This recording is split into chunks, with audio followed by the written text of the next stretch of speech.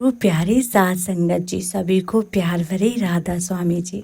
प्यारी साध संगत जी, आज की साखी पूर्ण प्रेम पर आधारित है। जब हम गुरु से प्रेम करते हैं तो बदले में गुरु हमें क्या क्या प्रदान करते हैं, आज की यह साखी में जानेंगे। यह उन दिनों की बात है जब बाबा जयमल सिंह जी स्वामी जी महाराज की संगत किया करते थे। उस समय बाबा जयमल सिंह जी सेना में थे। बाबा जी बताते हैं कि एक दिन स्वामी जी महाराज ने मुझे आदेश किया कि मैं गुरुद्वारे से लाइन में नौकरी पर जाऊं। मैंने सोचा कि मेरा दिल सत्संग छोड़ने को तैयार नहीं है। हुजूर ने फिर कहा कि नौकरी पर जाओ। मैं थोड़ी दूर जाकर वापस लौट आया और स्वामी जी महाराज के पास छिपकर सत्संग और सब सुनता रहा। रात 9:30 बजे गिनती होती थी, पर मैं उसमें नहीं गया। रात 1 बजे मैंने गुरुद्वारे से चलने का निर्णय लिया और रास्ते में 1 घंटा वज़न किया। फिर रात के 2 बजे लाइन में पहुंचा। वहां पहुंचकर मैंने संतरी से पूछा, मैं तो गैर हाजिर था, मेरे लिए क्या आदेश है? ड्यूटी वाले हवलदार के पास जाऊं या डेरे को? उस समय औरत ने कहा, आप तो गिनती में हाजिर थे, मेरे पास खड़े थे। जब आपका नाम पुकारा गया आपने जवाब दिया था। यह सुनकर मैं ड्यूटी वाले हवलदार के पास गया और उससे कहा, मैं गिनती में हाजिर नहीं था। उसने कहा, तुम तो हाजिर थे, मैंने खुद अपनी आंखों से तुम्हें देखा है, मैं कैसे कहूँ कि तुम गैर हाजिर थे? यह सुनकर मैं चुपचाप वहाँ से वापस आ गया और अपने मन में सोचा, स्वामी जी महाराज की मुझ पर कितनी बड़ी कृपा है। मुझे पक्का विश्वास हो गया है कि मेरी जगह स्वामी जी महाराज ने खुद हाजिरी दी है। इसके 15 दिन बाद मैं उस कमरे में गया जहाँ फौज का दरबार लगता था और कानून की किताबें भी रखी जाती थी। मेरी नौकरी किताबों के देखभाल की थी जो 9 दिन की होती थी।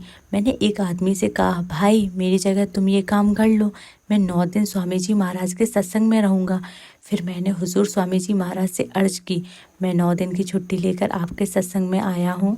तो गुरु प्यारी साध संगत जी, देखिए गुरु के लिए एक शिष्य अपने 9 दिन की ड्यूटी कुर्बान करके सत्संग में आया।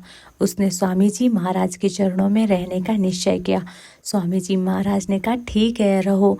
मुझे एक कमरा दिया गया और मैं वहाँ सत्संग सुनने के बाद ठहरा रहा।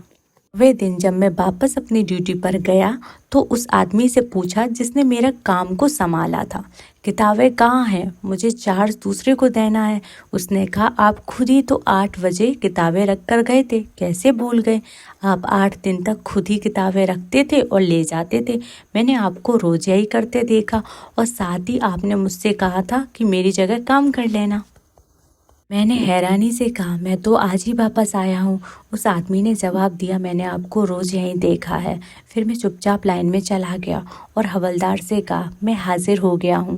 मैंने आपको बताया था कि मैं 9 दिन हुजूर के सत्संग में हाजिर रहूँगा। अगर कोई ज़रूरी काम आ पड़े तो मुझे बुला लेना, यह बात किसी और को मत बताना। हवलदार मेरा दोस्त था और मुझसे गुरमुखी पढ़ना सीख रहा था, इसलिए उसने इस बात को गुप्त रखा। वही कहने लगा, तुम तो रात को भी हाजिर थे, 9 दिन मैं तुम्हें तुम्हारे नंबर से बुलाता रहा और तुम हाजिर बोलते रहे, अब कह रहे हो कि आज ही आयो, ये क्या बात है? मैंने उससे फिर पूछा, सचमुच मैं हाजिर था। जब मैंने ये बात 2-3 बार पूछी तो अंत में उस हवलदार ने सौगंध खाकर कहा, तुम जरूर हाजिर रहे हो। तब मुझे पक्का यकीन हो गया कि हजूर स्वामी जी मेरी जगह हाजिरी देते रहे। मैं यह सोचकर हैरान रह गया कि हुजूर ने मुझे 2 जगह कर दिया। यह कैसी कृपा थी कि आप मेरी हाजिरी देते रहे। इसके बाद इस किले में एक जगह है जिसका नाम पानी कूट है। मेरी ड्यूटी वहीं लगाई गई थी। जिस समय मेरा पहरा होता था मैं स्वामी जी के सत्संग में आ जाता था और सत्संग के बाद वापस चला जाता था। एक दिन मुझे पता चला कि मेरे पीछे गार्ड की गिनती ली गई थी और मेरी भी हाजिरी लगाई गई थी। यह सुनकर मैं हैरान रह गया। फिर दिल में सोचकर हुजूर के चरणों का ध्यान किया और शुक्र किया, हुजूर हर वक्त मेरी संभाल करते हैं और मेरी जगह हाजिरी दी है। एक बार की बात है कि फौज को 4 दिनों की लंबी छुट्टियां मिली।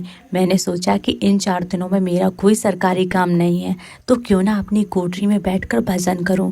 मैंने रोटी वाली को बुलाया और उससे कहा, 4 दिन तक मुझसे मत बुलाना, जब ज़रूरत होगी मैं खुद रोटी ले आऊँगा। अगर कोई मेरे बारे में पूछे तो यह कह देना कि यहाँ है नहीं। समय बाद अचानक कोई सरकारी लिखने का काम निकल आया। मैं अपनी कोठरी में था और बाहर से कुंडा लगा हुआ था, जिससे कोई भी आता वापस चला जाता। साहिब ने उस बाबू से हिसाब मांग लिया था और जल्दी से लिखने के लिए कहा, लेकिन मैं उस समय मौजूद नहीं था। बाबू के मन में आया कि साहिब से कह दे कि जयमल सिंह हाजिर नहीं है, लेकिन तभी बाबू की आवाज़ सुनाई दी, मैं हाजिर हूँ, जो भी हिसाब है लिख लो। फिर बाबू ने बैठकर सारा हिसाब लिख लिया। दिन में 3 बार हिसाब लिखा गया, सुबह 8 बजे, दोपहर 3 बजे और रात 12 बजे, और हर बार साहिब के बंगले पर पहुँचाया गया।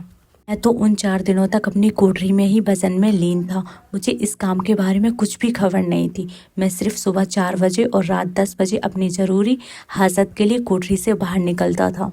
4 दिन बाद मैं अपनी कोठरी से बाहर निकला तो बाबू ने मुझे फिर हिसाब लिखने के लिए बुलाया और कहा, कल का हिसाब तुमने नहीं लिखवाया। मैंने कहा, मैं तो 4 दिन से अपनी कोठरी के अंदर ही था, आज 5वें दिन बाहर आया हूँ। बाबूजी, आप यह झूठ कह रहे हो। तब बाबूजी ने उन 2 आदमियों को बुलाया जो हिसाब लिखने के समय पास थे। उनमें से एक आदमी हाजिर हुआ और कहने लगा, देख लो, इस कागज़ पर आपने ही लिखा था, ये देखो, यह आपके लिखे हुए ही अक्षर है या नहीं। जब मैंने कागज़ पर लिखे अक्षर और हिसाब को देखा तो वह मेरे ही अक्षर थे और हिसाब बिल्कुल सही था, जैसा कि होना चाहिए था। तब मैंने चुपचाप हुजूर के चरणों का ध्यान किया और उनका शुक्रिया अदा किया। मुझे समझ में आया कि हुजूर की दया से ही सारा काम हुआ है। ये 4 घटनाएं मेरे साथ हुई और हुजूर की जो दया मुझ पर हुई उसे लिखने में शब्द कम पड़ जाते हैं। मैं अपनी जुबान से उसकी सही मायने में व्याख्या नहीं कर सकता। कई बार स्वामी जी महाराज की ऐसी मौज होती है कि मुझे तोप चलाने के दौरान 10 मिनट में आदेश मिलता, जाओ, तुम्हारी गिनती का वक्त हो गया। मैं 1.5 मील की दूरी तय कर वापस आता, तब तक तोप को बदला जाता और गिनती होती है। ऐसी घटनाएं देखकर मैं हैरान रह जाता, क्योंकि हुजूर मुझ पर इतनी असीम कृपा करते हैं। जो दया हुजूर ने मुझ पर की है वही कहीं बयान नहीं की जा सकती। आज भी महाराज जी की दया मुझ पर बरकरार है। सरकार की ओर से मुझे नौकरी पर बुलाया जाता तो मैं पहले भजन करता, फिर ड्यूटी पर जाता। कभी कभी मेरी जगह विशाखा सिंह ड्यूटी पर चला जाता, और जब वह नहीं जाता तो स्वामी जी महाराज की दया और उनकी कृपा से मेरा काम चलता रहता। मैंने हमेशा भजन को प्राथमिकता दी और नौकरी की ज़्यादा परवाह नहीं की। प्यारी साथ संगत जी, है बहुत अचल और सच्ची बात है कि जो लोग गुरु के काम को सबसे पहले रखते हैं, उसे मुख्य समझते हैं, गुरु उनके सभी काम खुद संभाल लेते हैं। पर आज के समय में ऐसा प्यार और ऐसा जुनून गुरु के प्रति बहुत कम देखने को मिलता है, और अगर ये है तो गरीबों के दिलों में है। गुरु प्यारी साथ संगत जी, अगर हम भी मौजूदा सरकार के दिए गए काम को प्राथमिकता दें, उसे बड़ा समझें और उसके लिए समय निकालें, तो मौजूदा सरकार भी हम पर ऐसी ही कृपा कर सकती है। बात यह है कि हम में भरोसा और विश्वास की कमी होती है। हम अपने आप को उस असल सच्चाई से अलग समझते हैं। हम यह सोचते हैं कि जो कुछ हम कर रहे हैं वह सिर्फ हम कर रहे हैं और खुदा को कुछ मालूम नहीं है।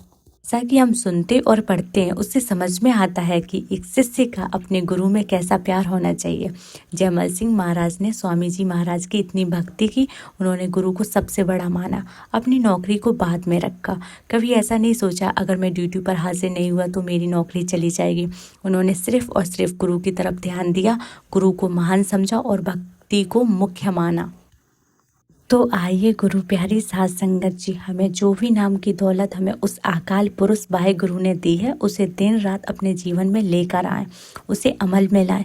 जिस तरह मौजूदा समय की सरकारें भी कहती हैं कि आपका स्वार्थ और परमात्मा दोनों गुरु के साथ जुड़े होते हैं, उसी तरह हमें भी गुरु पर पूरा भरोसा और विश्वास करना चाहिए।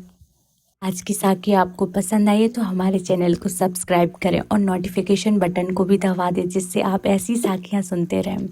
आज की वीडियो को यहीं पे एंड करते हैं, मिलते हैं नेक्स्ट वीडियो में। ओके, राधा स्वामी जी।